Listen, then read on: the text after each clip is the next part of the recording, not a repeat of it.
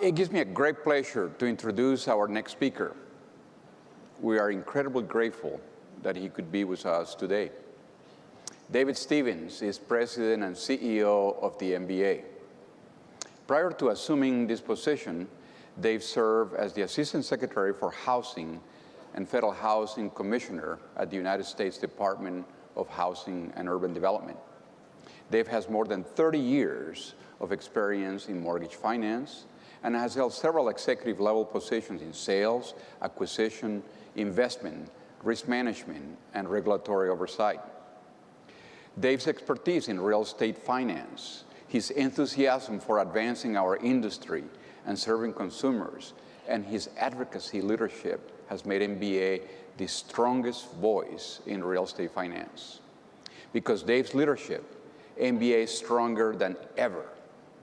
MBA is respected as a thought leader, sought out by policymakers and the media. We are moving forward with a positive agenda for our industry, the housing market, and consumers. And Dave is our leader. Ladies and gentlemen, please help me welcome Dave Stevens, CMB. I'm glad you're here.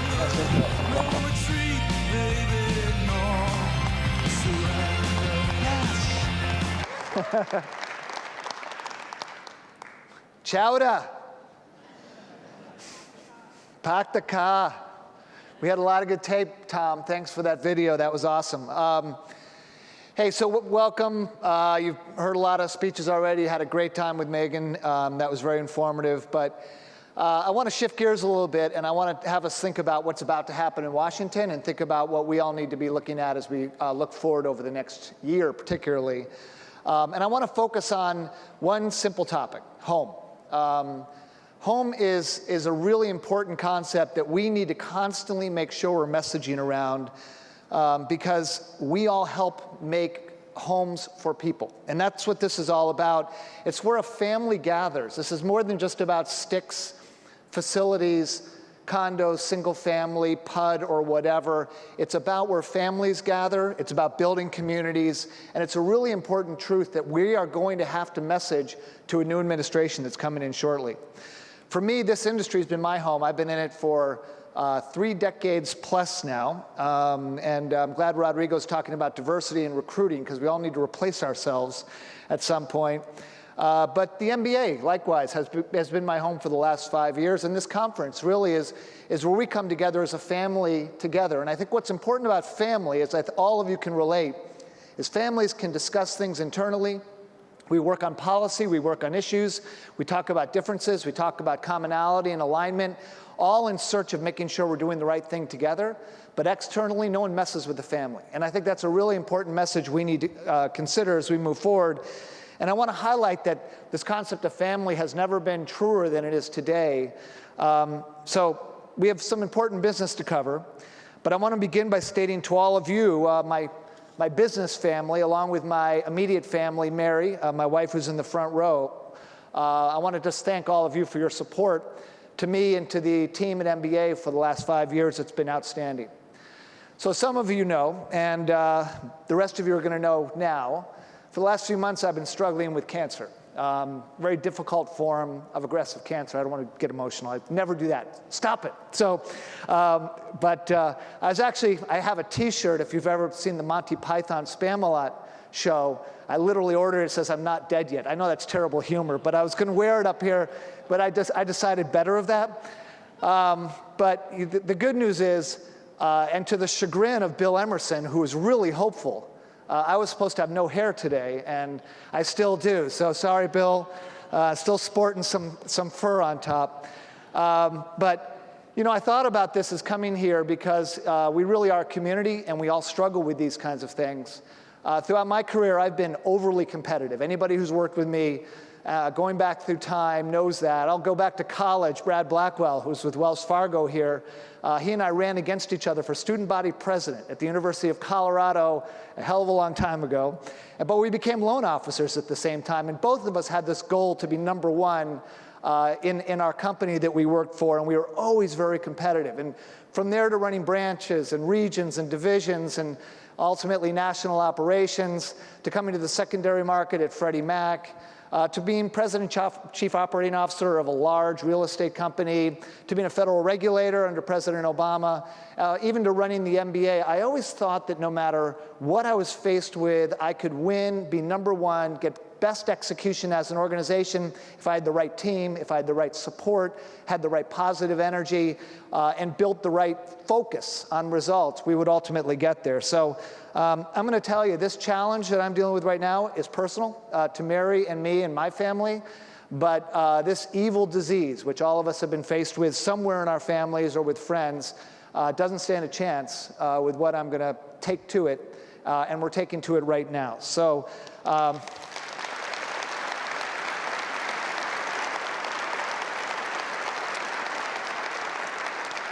So look, thank you. Yeah, I want to thank you all for supporting MBA, for being leaders in this industry, for coming together, and really for so many of you who have reached out to me, not just over the last few months, but even here at this conference. And it makes you realize you're really not alone. This is one disease that you guys know, it touches everybody in this room. We've all been touched somewhere by some segment of this disease, and many people here in this audience are either struggling with it now and fighting it, or have recently gone through something like that somewhere in their lives. And it comes with names like Kim or Herb or Gary and Jean and others that have come up to me while we've been here and told me their stories about what they're going through. So this really highlights the family and what we do and the personal nature of an industry that's taken a lot of grief over the last many years. So that's it. Just wanted to get that out there. But I did want to begin with this discussion of home because it allows me to focus on where we're moving forward, and this discussion about family is really important. So being in Boston, this is a great spot to be, as Rodrigo talked about. I want you to know, instead of that video, there's a group on our staff who had an entirely different idea. I was going to fly up early. We were going to rent a horse. I was going to have a hat on, and we were going to ride through parts of Boston being videotaped, yelling, "The mortgage bankers are coming, the mortgage bankers are coming." And I will tell you, thank God we didn't do that. And I think Marcia actually convinced everybody I was going to fall off the horse. So whatever happened, I'm glad we ended up with that video, because learning Boston was a hell of a lot more fun. But I would have been proud to talk about that mortgage bankers are here. It's a time when we can talk about our industry again. I remember in 2009 when I was Federal Housing Commissioner and I was on a chairlift in Colorado, and I've told this story before. I'm riding up the lift and someone next to me says, "What do you do?" The inevitable lift ride question as they're killing time. "I'm in the mortgage business." And, "Oh, are you okay?" You know, it was one of those kinds of conversations. But things are different here, right? That's why we call this conference Moving Forward. That's our slogan for this conference. We are moving forward. I'm very proud of our industry. We've come a long way. Lending is safer and sounder than ever before in history, and most importantly, more sustainable, which is critically important. And I think it's really something that we all recognize. This concept of the American dream is not just hyperbole or jargon. It's something that comes with a front door and a dinner table. It's at the heart of communities. It's what we talk about when we're talking about building home. It's not something that just makes up 18% of the gross domestic product, or about a fifth of the economy, or something that creates hundreds of thousands of jobs for people to work in communities across the country, in your companies. But it's critical to the economic success of this nation, and it's more critical to every family in America who wants a safe, sustainable home, whether rented or owned. Roosevelt talked a lot about housing. In fact, almost every president has, but FDR talked about it at a very unique time and said housing is important to the peace and contentment of the individual and his family. Ronald Reagan talked about housing. He was very focused on home ownership and talked about it as being fundamental to our way of life. And compared to where we have been just a few short years ago, to quote another great American, Bruce Springsteen, these are better days. And I really want to highlight that. That's the Bruce call out for Emerson and Cosgrove, who are huge Bruce fans. But I'm going to go so far as to say this is noble work we do. We do very important work, but noble work does come with high standards. And I want you to think about, as we're about ready to pivot to a new administration, that this past administration that inherited this great recession and convinced me to quit my job and come work on it for a period of time, Their policy was shaped by the collapse in the domestic housing economy that not only almost took down our nation, but almost took down sovereigns around the globe as a result of its impact. And as I look back at what they did, they responded the only way that they could as a political administration with the tools they had available.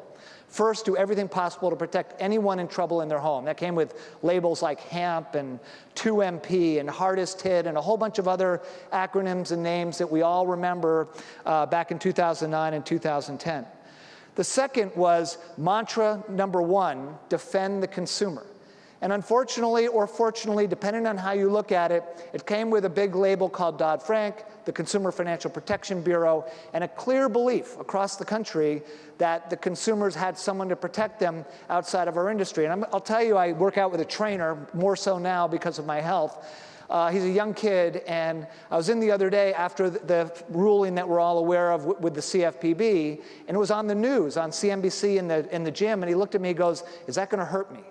This is a consumer's view now, and I think it's important. That's why we need to focus on home, on families, on community, not about lending and what it does to my business and how hard it is and how it changes my margins. We got to keep that dialogue focused on where it needs to be. And the final thing this administration did, using their final tools in the toolkit, was to change rules, implement regulation, and unfortunately for many, use enforcement as a sledgehammer to make sure the sins of the past from their perspective weren't repeated.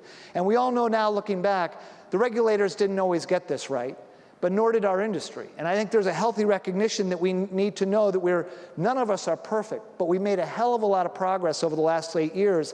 And I'm going to tell you, with an election here now a couple weeks away, this is an extraordinary opportunity. Change brings an opportunity to pivot, to change direction, to reset, to refocus, to partner with a new administration, partner with a new Congress, and partner with a group of people who don't come in with a legacy of thinking from inheriting what they inherited a little over eight years ago. So our job at MBA is going to be to do just that. So I don't want to talk about individual policies or TRID or what we're doing on rulemaking. You can hear enough of that from my team and elsewhere. I want to focus specifically on 4 areas that I think we need to focus on as an industry move forward, where we're going to be using our voice. And I can promise you, we will have the loudest voice in this next administration of anybody in Washington, D.C. So first, we got to focus on removing the barriers to the sustainable expansion of credit availability in this marketplace. It is absolutely critical to make that happen. And the biggest barrier, unfortunately, is fear. The fear that you all have rationally that making a mistake, even a minor mistake irrelevant to the credit decision, can ultimately give you absolutely intolerable risk to move forward. And so it forces you to retrench. This overlapping of regulations at the federal level where multiple regulators regulate in the same sphere, to state regulators who create their own sets of rules, often different with each other and different with federal regulations, to international regulations which control the distribution of capital, both in the commercial markets and the residential markets in this country. It's outrageous. And it's interesting, even if you look at Hillary Clinton's platform, there's an important line in there where she talks about getting clarity in the rules in her housing platform. That's the kind of role that we're going to play, is to get that same form of recognition that it's not about having good rules, it's about having rules that aren't confusing is ultimately important.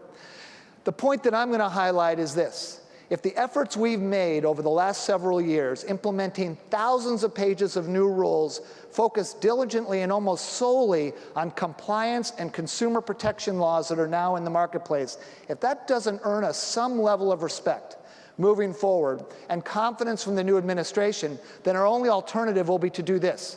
Get a spotlight, shine it on the regulations themselves and the bureaucracy, point out those intersections and complexities that force us not to be able to lend to communities that people care about. If false claims and treble damages force someone to pull away from the FHA program, that's got to be responded to in a way that says, let's get meaningful, confident regulation in the marketplace. So I want to be clear. This is about balance, right? Balance between necessary enforcement, appropriate regulation, consumer protection, but also lender safety and lender confidence. Because if those don't all work together, we don't have a functioning market, and I think we're dealing with a lot of that now. Rules need to be clear, Accountability needs to be rational. Credit needs to be accessible. Those are the themes we're going to highlight. Second, we need to focus our voice, and Rodrigo talked about it as well, on first-time home buyers and affordable housing. And that's never been more important than today. And I want to highlight just a couple of key statistics for you. So the economy is improving, no question about it. Full employment, as Rodrigo stated. But housing is not leading us out of the recession we just went through. For the first time in my lifetime, it's not the fundamental growth vehicle. And why? So let's just look at first-time home buyers. The percent of the market that's made up by first-time home buyers, despite the magnitude of the millennial generation, is down about 25% over the usual run rate. It's not 40% today, it's closer to 30%. The millennial gap, this 18 to 34-year-old, 35-year-old age range, has a home ownership rate in this country of 34%. It's ridiculously low. It's about half the national average, and it's extraordinary. But the interesting thing is, these young people, millennials, they're not only not buying, they're not renting either. Here's a statistic from Pew Research. 1 in 3 renters, 1 in 3 18 to 35-year-olds are living still with their parents, and that's a recent research report that just came out from Pew. So 1 in 3 18 to 34-year-olds. It's the first time, according to Pew, since 1880, that more of this generation lives with their parents than self-supports. So it's a remarkable period of time. Now, we can say this is due to a whole bunch of things. We can say it's tight credit, student loan debt, it's average wages, it's lack of affordable housing stock. Maybe it's simply that young people today are delaying important decisions like getting married or buying a home and those kinds of big investments. But I'll tell you the challenge here is this is really bad for rental as well, because long-term renters are being inflated out of their ability to afford rent. And long-term renters who are not going to be home buyers deserve to be able to have safe, affordable rental housing where they work. And as long as this current paradox remains askew, we're going to have a challenge getting the economy focused. Let me just give you this one fact. This is from the Institute of Research on Poverty at the University of Wisconsin. So if you look over the last 20 years, the percent of renters spending more than 50% of their income on rent, 50% for the most stressed section of the economy, has increased from 42 to 52%. Over 1 million Americans spend more than 70% of their income just to have a roof over their heads, just for rent, 70%. So we're creating unusual pressures because we don't have a normalized marketplace back in shape like we have in the past. So we've got to do a lot of things to focus this new administration and the new Congress on housing as a priority. It may be the qualified mortgage rule. Forget the patch for a minute, the temporary punt over to the GSEs. The QM rule itself needs to stand on its own 2 feet. It's got to deal with a new type of home buyer, a new demographic of Hispanic Americans and Asian families and African Americans and others that may come from unbanked communities, may have different savings patterns, maybe have family contribution in a different way. It doesn't fit into square peg, square hole 1950s underwriting standards like an Appendix Q might. So these are really important variables we need to look forward on. We need to look at the new types of buyers, new forms of documentation. Credit engines needs to be in the discussion to find ways to score as many potentially qualified borrowers as possible. And then we need to look at incentives, like LIHTC, the low-income housing tax credit, to build more affordable rental product.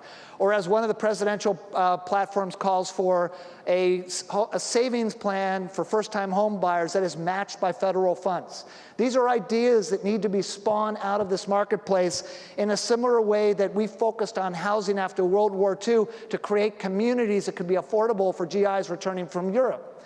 This is what we need to be focused on. But maybe, and just maybe, this is just as much about communicating as it is policy. And I want you to think a moment, and don't yell at me here, about the Affordable Care Act, Obamacare.